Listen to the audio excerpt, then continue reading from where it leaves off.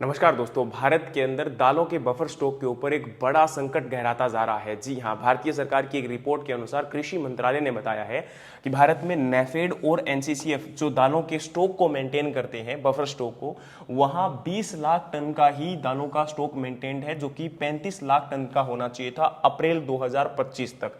अब ये लगभग 42% आपके टोटल स्टॉक से कम है।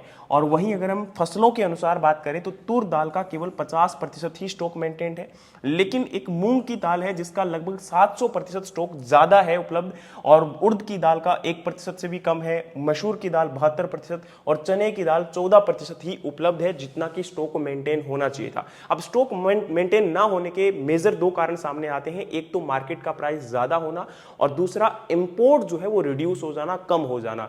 अब गवर्नमेंट को यहां पर सबसे पहले एक तो मार्केट के अंदर प्राइस स्टेबलाइजेशन फंड लेके आना पड़ेगा, ताकि किसानों से इसकी परचेजिंग जो दालों की है वो अच्छे से हो सके। क्योंकि अगर भारत के अंदर आपका दालों का स्टॉक मेंटेन नहीं होगा तो मार्केट के अंदर प्राइस बहुत ज्यादा बढ़ सकते हैं, जिससे आम कंज्यूमर की जेब के ऊपर एक बड़ा फर्क पड़ेगा।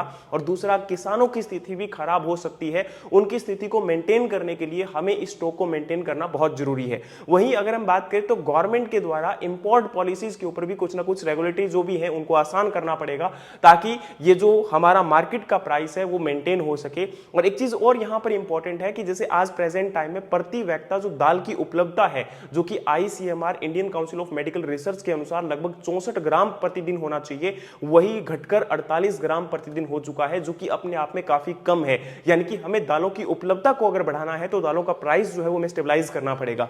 तो ये एक खास और इंपॉर्टेंट रिपोर्ट है और भारतीय सरकार के द्वारा दी गई है। बाकी आप इसके बारे में क्या सोचते हो, गवर्नमेंट इसको क्या स्टेप लेती है, वो बाद की बात है, लेकिन अभी तक के लिए इतना ही अपडेट है। बाकी और भी एग्रीकल्चर अपडेट और पॉलिसीज के लिए हमारे चैनल को फॉलो कर लीजिएगा। कमेंट बॉक्स में हमें बताइएगा कि हमारी वीडियोस आपको कैसी लगती है। तब तक के लिए जय हिंद, जय भारत।